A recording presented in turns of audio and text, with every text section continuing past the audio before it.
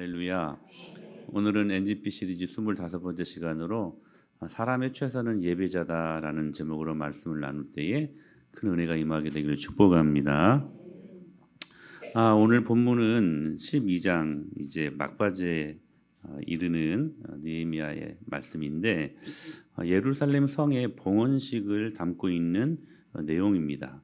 그런데 여기에 메시지가 있는 것 같아요. 사실 좀 궁금하지 않습니까?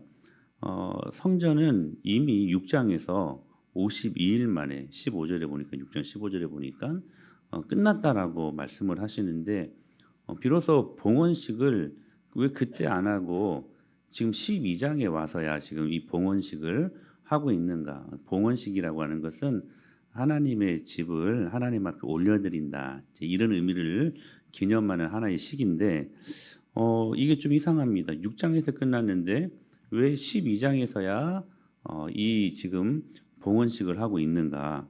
그 사이에 무슨 일이 있었죠? 초막절 대부흥성회가 있었죠.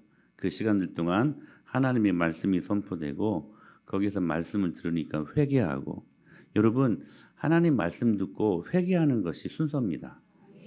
그래야 유쾌한 날이 옵니다.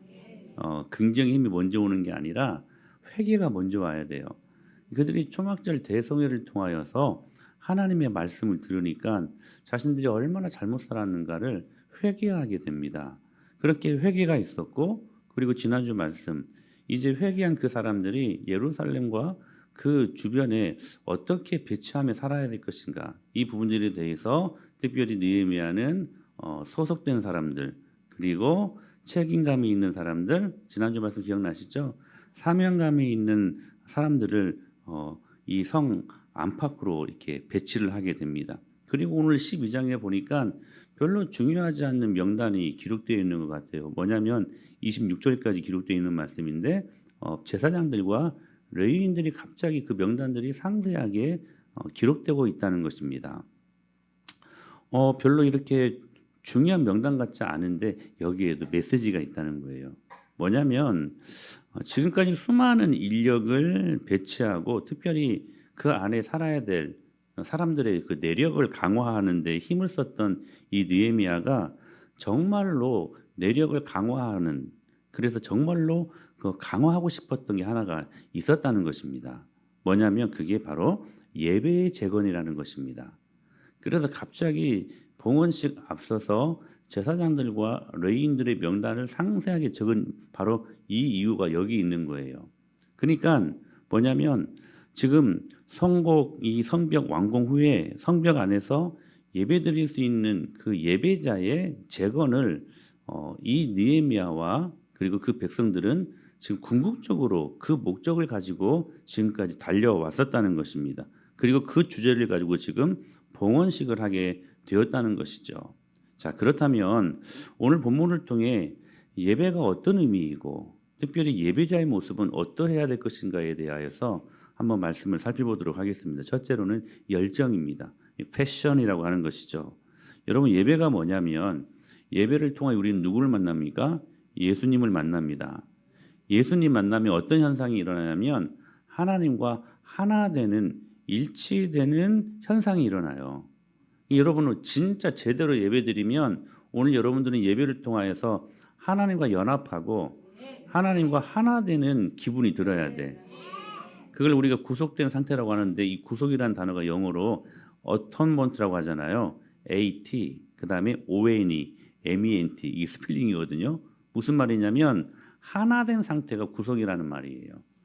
그러니까 구원받은 구속의 상태인 저와 여러분들은 예수 그리스도와 하나 된 상태가 되어야 된다는 거예요. 그게 뭐냐면 예배라는 거예요. 여러분 예배는요 하나님과 하나 되고 일치되는 시간입니다. 특별히 요한복음 4장 24절에서 하나님은 영이시니 예배하는 자가 무엇과 영과 진리로 예배해야 된다라고 말씀하시잖아요. 여기 영이라고 하는 말이 물론 성령님을 가리키는 말이지만 우리들 마음 안에 있는 이 영이 몸만이 아니라 영과 함께 예배드릴 수 있어야 된다는 것을 말씀하고 있는 것입니다. 우리는 간혹 영혼 없는 멘트라는 말들을 많이 하죠. 누가 그거 맛있어 그러면 이렇게 그냥 영혼 없는 멘트. 분명히 긍정은 하는데 영혼이 없어. 그럼 차라리 대답 안 하는 것보다 더 기분 나쁘죠. 주은아 목사님 잘생겼니? 이건 좀 영혼이 있어요, 이건. 근데 어떤 사람들은 영혼이 없어요. 대답은 했는데 우리는 영혼 없는 멘트들을 많이 하잖아요. 마찬가지로 우리는 영혼 없는 신앙생활. 그러니까 몸과 마음이 따로따로예요. 따로따로. 그런 신앙생활을 우리가 하고 있지 않은가. 그러니까 열정이 없지. 열정이 없지. 이 염려라는 말이요. 헬라어로 메림나오라는 말인데 무슨 말이냐면 나뉘어진다라는 말입니다. 이 몸과 우리의 영혼이 나뉘어질 때 뭐가 일어나요? 염려가 일어나는 거예요. 이게 몸 따로 정신 따로 몸 따로 마음 거기서 우울증이 나오고 거기에서 공황장애가 일어나는 것입니다. 그런데 이런 사람들이 언제 치유되는 줄 아십니까? 그렇습니다. 몸과 마음이 하나 될 때, 일치될 때. 근데 그 일치될 때가 언제냐는 것이죠. 심리학적으로 보면 그때를 어느 때라고 말하냐면 기쁠 때라고 말합니다. 우리 영혼이 기쁘잖아요. 막 재미있는 일을 만들면 우리 영혼과 육체가 그때 일치가 된다는 거예요. 일치가. 거기에서 영혼을 섬길 때 힘은 들어도 막 영혼이 변화되고 영혼이 구원받고 할렐루야. 그러니까 기뻐서 그래서 여러분 선교 여행 가면 얼마나 기쁩니까? 더운 나라 가가지고 우리가 막 섬기고 아울렛이 가서 막 그들을 위해서 우리가 헌신을 해도 여러분 그 섬김에 그 헌신의 자리에 있을 때 우리 안에 기쁨이 있거든. 왜냐하면 그 시간들을 통하여 우리의 몸과 마음이 하나님께 일치되기 때문이라는 거예요. 그럴 때로는 기뻐서 눈물도 흘리죠. 기뻐서 웃어야 되는데 눈물도 흘려요. 여러분 복음이 뭡니까? 기쁜 소식이죠. 복음은 원래 담고 있는 그 본질이 뭐냐면 기쁨이라는 거야. 그래서 여러분 신앙의 온도계는 뭐라고요? 기쁨이라고요. 이 사람이 지금 신앙생활을 어떻게 하고 있는가 그 온도를 볼 수 있는 게 기쁨의 정도를 보면 알 수 있다는 거예요. 자 보세요. 그렇기 때문에 이 복음 기쁜 소식이 우리 안에 들어오면 여러분 그 복음이요 염려를 만날 때 거꾸로 여러분 염려가 복음을 만날 때 박살나는 거예요. 왜? 염려는 마음을 나뉘게 하거든요. 근데 복음은 기쁜 소식이라고요. 그 기쁨이 몸과 마음, 몸과 정신을 하나로 만드는 것이기 때문에 여러분의 모든 염려가 복음을 만나서 박살나 버려야 돼요. 박살나 버려야 돼요. 그때 하나님의 일치가 일어난다라는 거예요. 그러니까 거기에서 막 열정이 일어나요. 패션, 열정이 어떤 대가도 막 지불하려고 하고 이게 없으니까 조금만 이래도 우리가 미끄러지고 시험 들어서 막 진짜 속수무책 어찌할 바를 모르는 사람들의 모습들이 얼마나 우리 안에 많은지 여러분 복음을 경험하십시오. 그리고 하나님과 일치되는 그 놀라운 하나님의 열정을 예배 가운데 회복하셔야 된다는 거예요. 그때 어떤 문제도 우리 앞에 여러분 끄떡없이 이기고 나아갈 수 있는 놀라운 축복이 임한다는 거기서 사명이 일어나고 아골골짝 빈들에도 복음 들고 가오리다. 멸시천대 십자가는 제가 지고 존귀 영광은 주님만 받으소서. 여러분 고난도 열정으로 이길 수 있다는 거야. 그래서 여러분 예배를 통해 뭘 배워야 되냐면 하나님 앞에 깊이 들어가는 그 은혜를 경험할 수 있어야 돼요. 그래서 일치가 일어나면 그때부터 무엇이 일어난다고요? 기쁨이 생긴다고. 즐거움이 생긴다고. 그러니까 선순이야, 선순환. 기쁘니까 열정으로 모든 어려움도 이기고 여러분 이기고 나니까 열매가 있으니까 기쁘고 이게 계속해서 여러분이 정말 다시 한번 말씀드리는 이 악순환의 여러분의 인생과 여러분의 가정 가운데 임하는 악순환의 연결고리를 예수님의 이름으로 끊어버려야 돼. 끊어버리고 선순환의 역사가 일어나야 된다라고. 이것이 여러분 예배가 주는 주님이 주시는 열매라는 거예요. 예배자의 모습은 이 은혜를 경험할 수 있는 모습이 되어야 된다는 거예요. 이게 아픔을 갖고 오고 막 몸도 아프고 근데 예배를 통하여서 하나님이 나를 치료하실 것들을 믿고 그 열정을 갖고 내가 하나님과 하나 되리라. 하나님과 일치되리라. 그 다짐을 갖고 소망하고 사모함을 가지고 예배에 동참할 수 있어야 된다는 거예요. 여러분 오늘 본문이 그 내용 아닙니까? 27절에 보니까 자 시작 예루살렘 성벽을 봉헌하게 되니 각처에서 레위 사람들을 찾아 예루살렘으로 데려다가 감사하며 노래하며 재금을 치며 비파와 수금을 타며 즐거이 봉헌식을 행하려 하매. 마음의 열정이 일어나니까 막 즐거움이 일어나요. 이 봉헌식을 그냥 기계적으로 사무적으로 하지 않고 즐겁게 했다는 거예요. 무슨 말이에요? 파티. 그러니까 파티를 넘어선 축제가 지금 일어나고 있는 거예요. 축제의 봉헌식. 여러분 매주 주일 예배가 여러분 심령들 속에 여러분 축제가 되는 예배가 되어야 돼요. 그래야 세상을 이겨요. 세상을 이겨요. 43절에도 보니까 계속 반복돼요. 같이 읽어요. 시작. 이날에 무리가 큰 제사를 드리고 심히 즐거워하였으니 이는 하나님이 크게 즐거워하셨으니라. 부녀와 어린아이도 즐거워하였으므로 예루살렘이 즐거워하는 소리가 멀리 들렸느니라. 그러니까 여러분 우리 안에 열정이 일어나면 하나님과 일치가 되고 여러분 우리 안에 기쁨이 다시 생성되기 때문에 여러분 그런 진정한 예배자가 되면 뭐든지 이길 수 있습니다. 할렐루야. 여러분 사무엘하 6장에 보면 다윗이 오랜 기간 동안 방치되었던 언약궤를 예루살렘 성으로 모시고 들어옵니다. 그러니까 개인 집에 있어서 초라하게 있었던 그 언약궤를 비로소 예루살렘 성에 모시고 올 때 이 다윗의 마음이 너무 기뻤어요. 그래가지고 막 언약궤가 이동할 때마다 막 춤을 췄던 거예요. 막 춤을 춰서. 근데 그 모습을 사울의 딸 그리고 다윗의 아내였던 미갈이 봅니다. 창 안에서 창 밖으로 그 다윗의 모습을 보고 이런 생각이 들었던 거예요. 왕이 채신머리 없이 저 계집종들 앞에서 저 바지같이 막 흘러내려가고 있네. 지금처럼 이 허리띠가 있는 것도 옛날에는 좀 그렇죠. 그래서 막 정신없이 그 언약궤 때문에 기뻐가지고 축제로 막 춤을 추는데 자신의 바지가 내려가는 줄도 모르고 하이실종. 그 상태가 돼버린 거야 지금 다윗이. 그러니까 지금 이 미갈이 볼 때에는 그냥 정말 쯧쯧 혀를 차는. 그러자 다윗이요 뭐라고 말합니까? 네가 나를 어떻게 본들 나는 하나님 앞에서 하는 것이다.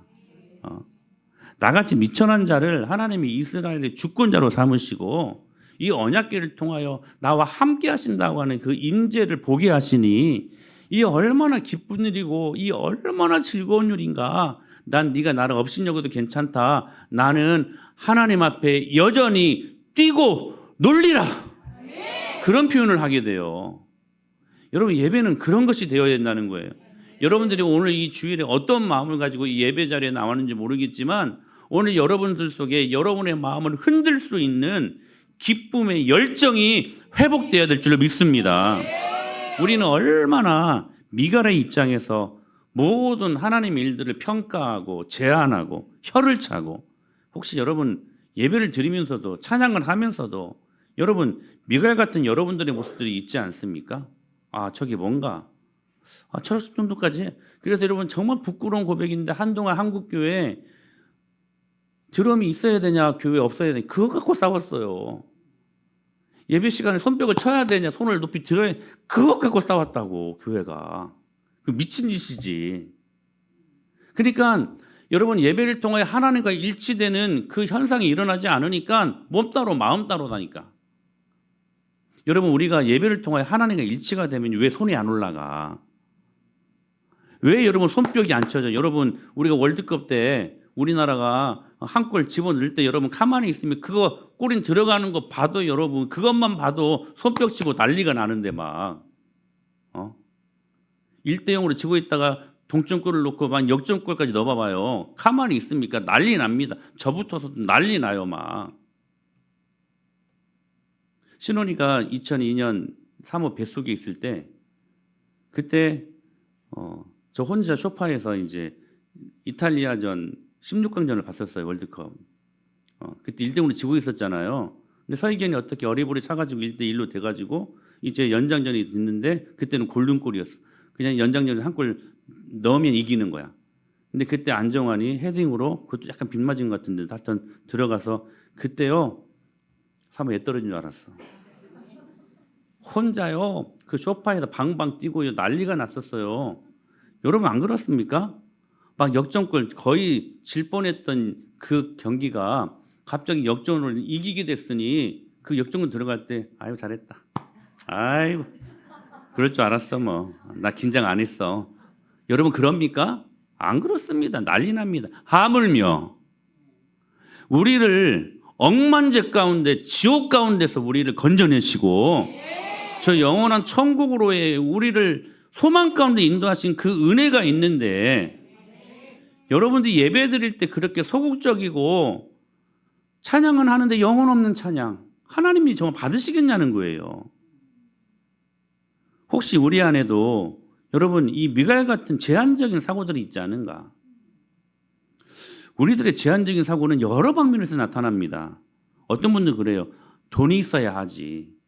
돈이 있어야. 주님의 일도 돈이 있어야 하지. 돈 많아야 하지. 한번 생각해 보십시오. 잘 들어보세요. 이 굉장히 중요한 적용점인데 뭐냐면 우리가 너무너무 갖고 싶은 어떤 건물이 있어요. 어떤 물건이 있어요. 근데 여러분 너무 갖고 싶은 물건을 돈 많은 사람들이 삽니까? 맞아요, 여러분? 그렇지 않습니다. 돈이 많아도요, 엄청 많아요. 근데 그거 갖고 싶은 마음 없으면 안 사요. 그럼 여러분 그 물건, 그 건물 누가 삽니까? 갖고 싶은 열정 있는 사람들이 사는 거라고. 사랑하는 여러분, 오늘 우리 안에요, 열정이 있어야 돼요. 열정. 그러니까 여러분 NGP 사역도요, 돈이 있어가지고 건축하고 건물을 짓는 게 아니야. 돈이 아무리 많아도 그거 하고 싶은 마음 없으면 안 하는 거예요. 근데 여러분 기억하셔야 돼요. 그 건물은 누가 짓냐면 그거 하고 싶은 열정 있는 사람들이 하는 것이라고. 저는 우리 교회가 그래야 될 줄로 믿습니다. 여러분 밭에 감추인 보석이 있었잖아요. 그 밭은 여러분 돈 많은 사람들이 사는 게 아니에요. 그거 갖고 싶어하는 열정 있는 사람이 사는 것이라고. 여러분 선교 재능이 있어서 하는 것입니까? 아니요. 아무리 탁월한 재능이 있어도 열정 없으면 못하는 거예요. 선교는 열정 있는 사람들이 하는 거야. 하고 싶은 사람이 하는 거야. 근데 여러분 예배를 통해 이거 배워야 돼요. 돈이 못 이깁니다. 재능이 못 이깁니다. 예배가 이깁니다. 예배가 이겨요. 그러니까 여러분들이 오늘 이 예배를 통하여서 이 은혜를 경험하셔야 돼요. 하나님 아버지 오늘 내가 진짜 내 마음 안에 예배의 재건이 일어나게 하여 주옵소서. 특별히 열정으로 하나님과 일치되는 기쁨으로 그래서 하나님 내 안에 있는 하나님의 그 소망을 가지고 뭐든지 예배로 이기게 하여 주옵소서. 우리 이 은혜가 회복되어야 된다고. 두 번째는 어떤 게 예배자의 예배인가? 바로 정결입니다. 정결. 자, 우리 30절 말씀 같이 한번 읽어볼까요? 시작. 제사장들과 레위 사람들이 몸을 정결하게 하고 또 백성과 성문과 성벽을 정결하게 하니라. 성경에서 흐르는 전반적인 승리의 원동력은 어디에서 일어나냐면 정결과 순종에서 일어나요. 깨끗한 종에게 능력 주시고 순종하는 자들에게 하나님이 승리 주십니다. 다시요. 깨끗한 종에게 능력 주시고 순종하는 종들에게 승리 주신다. 근데 예배를 통해 이게 되는 거예요. 예배를 통해 이게 정결해지는 거야. 보혈로 씻는 거예요. 우리의 더러움이 무엇으로 씻겨져요? 보혈로. 보혈로.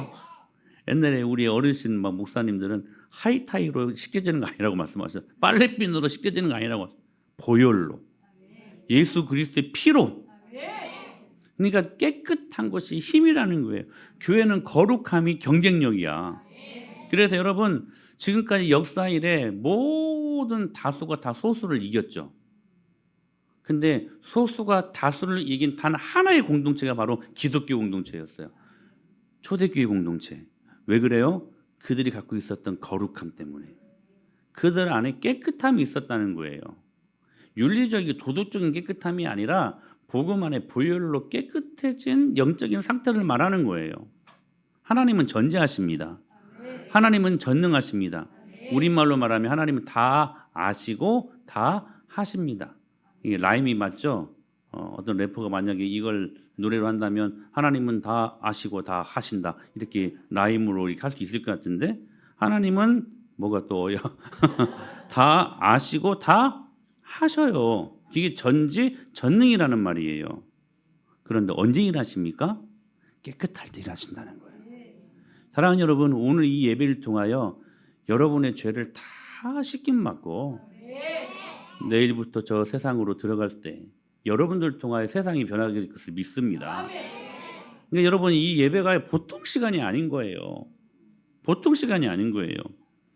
이 성공하는 사람들의 그 공통점을 한번 어떤 그 신학자가 연구를 했대요. 여러 많은 공통점이 있는데 그중에 아주 재미있는 한 가지 공통점을 발견했는데 그게 뭐냐면 모든 믿음의 대가들마다 다 청소를 강조했다는 거야. 청소. 의외죠. 되게 의외의 발견 아닙니까? 대가들을 보면 꼭 빠지지 않는 게 뭐였냐면 청소라는 게 청소. 그러니까 더러우면 나쁜 에너지가 나오게 되어 있다는 거예요. 여러분, 귀신도 깨끗한 귀신이라고 말합니까? 아니요, 더러운 귀신이라고 말하죠. 더러운 귀신. 더러울 때 귀신이 임하는 거예요. 더러울 때. 여러분, 책상이 지저분하잖아요. 막 코 푼 거 막 옆에 있고 막 뭐 까먹은 거, 초콜릿 까먹은 거 막 옆에 있고 막 온통 그냥 딱 거기만 딱 책 하나 펼 수 있는 거기만 좀 깨끗하지 옆에는 다 더러워. 여러분, 공부할 수 있어요? 안 돼요. 물론 예외는 있지. 딱한 정말 사이코 같은 정말 또라이 같은 진짜. 그러나 대개는 일반적인 개념에서 보면 여러분, 더러우면 공부 안 되는 거예요. 안 되는 거예요. 그러니까 여러분, 우리가 그래서 여러분 중요한 게 뭐냐면 대신방이 중요하지 않습니까? 내년에도 대신방을 할까 말까 하는데 지금 대신방 하면 왜 중요해요? 그때서야 한번 청소하니까, 대청소하니까. 그래서 여러분 대청소가 대신방이 중요한 것 같은데, 미 해군 특수부대 이름하여 그 네이비실이라고 하는 그 특수부대에 입소할 때 처음부터 강조하는 게 뭐냐면 청소래요. 관물대 잘 정리하고 그것부터 시작하는 거래요. 그것부터. 여러분, 우리 영혼도 마찬가지 아닙니까? 여러분, 깨끗함부터 시작되어야 된다라는 거예요. 오늘 예수 그리스도의 보혈의 능력으로 깨끗함을 장착하고 돌아갈 수 있게 되길 축복합니다. 후회할 일 하지 말고. 여러분, 술 먹지 마세요. 그거 여러분 깨끗하는데 최고의 적입니다. 누가 술을 중립 가치라고 이야기를 합니까? 그 술 때문에 어긋난 가정들이, 파탄난 가정들이 얼마나 많은데, 내가 그 술을 내가 내 힘으로 통제할 수 있을 그것처럼 큰 교만이 어디 있어요, 여러분? 그래서 여러분, 술 취하지 말라, 술 먹지 말라는 거예요. 이것은 방탕한 것이래요. 술 먹는 거. 그럼 누가 그래? 저는 술을 취하지, 술을 먹는데 술은 안 취합니다. 한 병을 먹어도 안 취합니다. 그럼 뭐라고 술 마셔? 그래 안 그래, 은경 선생님? 안 취하려는데 뭐라고 술 마시냐고. 음료수 마시면 되지. 그 말이 안 맞는 거예요. 여러분, 후회할 일 하지 마세요. 그래서 여러분, 제가 언젠가도 말씀드렸는데 C.S. 루이스가 뭐라고 말합니까? 술집에 10명이 앉아있는데 항상 술집에는 11명 이야기를 한대. 그 플러스 1명이 누굽니까? 사탄이에요. 귀신이에요. 후회할 일 하지 마세요. 술 먹지 마세요. 그리고 여행 너무 좋아하지 마세요. 내가 어떤 책을 보니까 내가 상당히 많이 공감이 되더라고. 물론 필요할 때 여행이 필요한데 어떤 분들 보면 여행에 목숨 거는 사람들이 있어. 무조건 돈 모으면 막 여행부터 가야 돼. 아니요, 여러분, 젊을 때, 특별히 우리 젊은 친구들한테 말씀드립니다. 젊을 때 기도 많이 하십시오. 젊을 때 순종하는 법을 배우십시오. 늦잠 자지 마세요. 옛날에 흔히 어르신들이, 야 이놈아 빨리 일어나, 해가 어디에 떴다? 중천에 떴다. 여러분, 하나님을 믿는 사람들은 깨끗한 사람들이에요. 자신의 영혼을 늦잠으로 게으르게 할 수 없어요. 안주하지 마세요. 여러분, 그래서 여호수아 3장 5절에 보니까 이렇게 말씀하십니다. 시작. 여호수아가 또 백성에게 이르되 너희는 자신을 성결하게 하라. 여호와께서 내일 너희 가운데 기이한 일들을 행하시리라. 그 위대한 일들을 이루기 위해 하나님께서 여호수아에게 명령하시기를 너희 백성들을 성결하게 해라.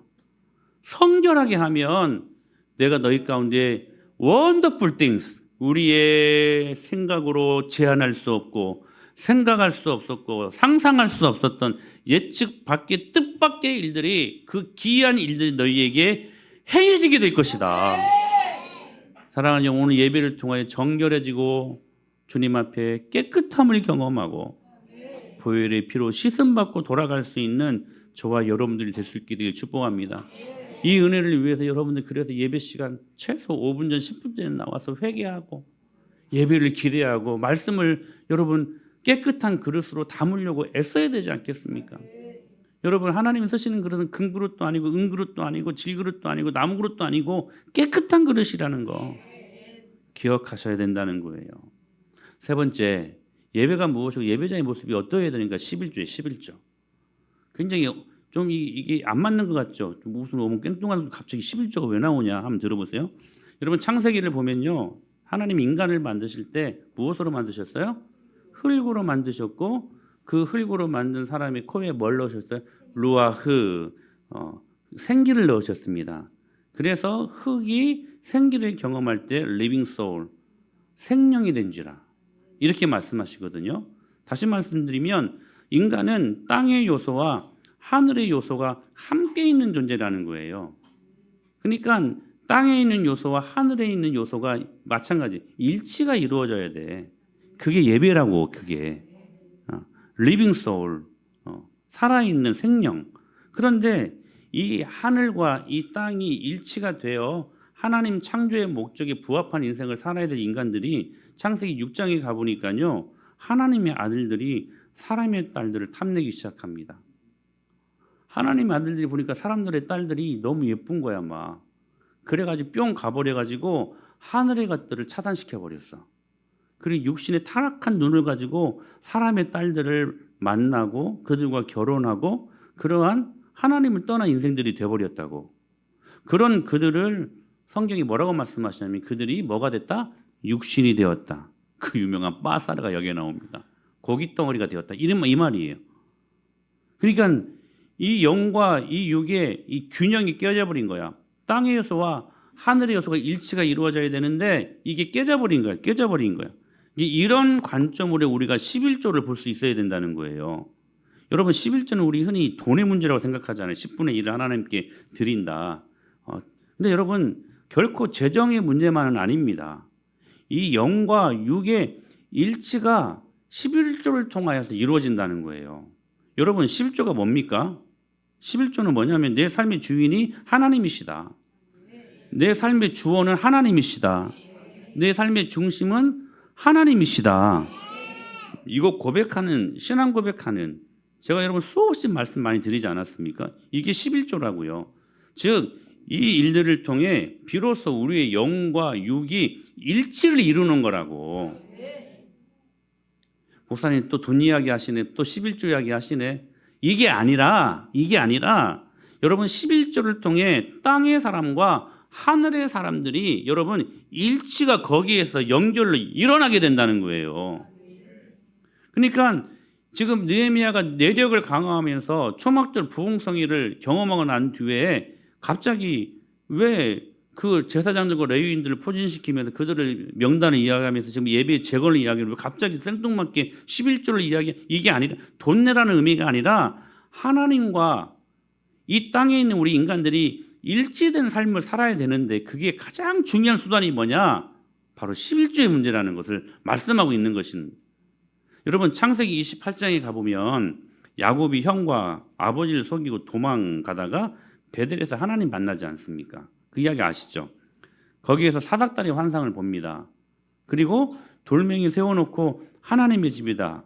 그것이 옛날 지명을 누스라고 한 곳인데 훗날 이 지명을 야곱이 이름을 바꾸죠. 베델로 바꿉니다.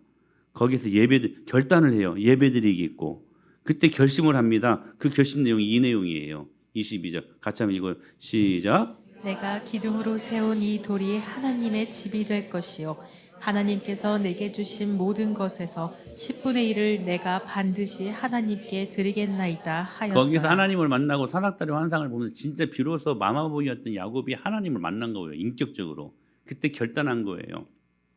내가 이 기둥으로 세운 이 돌들이 하나님의 집이 될 것이고 하나님께서 내게 주신 모든 곳에서 뭐요? 11조 10분의 1을 내가 반드시 하나님께 드리겠다. 이런 지금 결단을 하고 있는 거예요. 근데 갑자기 또 생뚱맞게 무슨 11조를 드리겠냐 이런 말이 나와요. 왜 지금 이 고백을 야곱이 하고 있을까요? 돈 내라고요? 내가 하나님 앞에 돈 내가지고 집 하나, 하나님의 집, 교회 하나 멋지게 하나 지어드리겠다는 그 말이 아니라 지금 야곱의 입장에서 11조가 안 나올 수밖에 없는 이유가 진짜 하나 있었던 거예요. 그게 뭐냐면 야곱이 이제껏 육신으로만 살았어요. 그래서 속고 속이고, 그런데 그때 그가 비로소 하나님을 만난 뒤에 결심을 합니다. 내가 이제는 땅의 요소, 속고 속이는 인생들이 아니라 하늘과 연결된 삶을 살겠습니다. 그 고백을 비로소 그가 그 베델에서 하나님을 만난 뒤로 그렇게 결단하기 이르렀다는 거예요. 그게 뭐였냐면 11조였다는 거야. 무슨 말이냐면 여기에서 야곱이 말했던 11조의 의미는 뭐냐면 내가 지금까지 여기 땅에 있었던 흙과 땅의 요소로만 가지고 살았는데 그래서 정말 속고 속이고 나중에 그 고백하자면 험악한 세상을 살았던 자신의 모습이었지만 그러나 이제부터는 땅의 요소만이 아니라 하늘의 요소와 연결되어 하늘이 제공하시는 놀라운 신령한 복들을 경험하고 하늘과 일치된 축복된 삶을 살겠노라고 고백하며 이 11조를 드리겠다라고 결단했다는 사실이에요. 무슨 말이에요? 이제 흙과 생기가 연결된 리빙 소울, 생명이 되겠습니다. 여러분 11조 그래서 온전히 드리면요 돈에 매몰되지 않습니다. 우리 항상 돈 때문에 염려하고 마음이 나뉘어지고 그래서 계속 말씀이 계속 연결되지요. 여러분 하나님과 일치가 안 되고 일치가 되어야 거기에서 평안이 임하고 거기에 열정이 힘솟고 그 안에서 깨끗함을 경험하고 하나님 앞에 나갈 수 있는 것인데 이게 안 되는 거예요. 이게 안 되는 거예요. 그러니까 여러분 어떤 의미에서 오늘 이 지금 느헤미야와 그 백성들이 갑자기 11조를 꺼낸 건 뭐냐면 지금까지 잃어버렸던 하나님의 말씀, 지금까지 잃어버렸던 하나님의 그 놀라운 그 율법의 교훈들을 지금 다시 되찾자마자 그들이 깨달은 거예요. 아, 지금까지 우리가 땅의 요소만 갖고 살았구나. 그때 우리가 식민 포로가 되어서 힘든 세상을 살게 되고 우리 조상들도 땅의 요소만 가지고 살았더니 애굽의 종살이를 몇 년 동안 합니까? 400년 넘도록 하지 않습니까? 그러한 전철이 있었던 우리들의 삶이 이제는 종지부짓고 사랑하는 여러분 오늘 이 결단이 임하게 되길 축복합니다. 오늘 이 모든 땅의 요소로만 살았을 때 우리 안에 임했던 수많은 얽히고 설키고 안 되는 선순환이 일어나야 되는데 계속해서 악순환만 일어나고 이런 삶을 예수님의 이름으로 끊어버리고 하늘과 연결된 일치된 믿음의 삶을 살겠노라고 여러분 11조를 결단할 수 있는 시간들이 되어야 된다는 거예요. 그게 뭐냐? 예배라는 거예요. 그게 결국 52일 만에 완공한 예루살렘 성의 그 목적은 외부로부터 침공을 방어하고 성 안에서 안전하게 오래오래 평안하게 살고자 한 것만이 아니었고 주된 완공 목적은 뭐였냐? 그 성 안에서 예배를 재건하고 이방 나라 앞에 우리는 예배하는 민족이라고. 사랑하는 여러분, 여러분의 가정이 많은 사람들 앞에 우리 가정은 예배하는 가정입니다. 이거 선포할 수 있게 되길 축복합니다.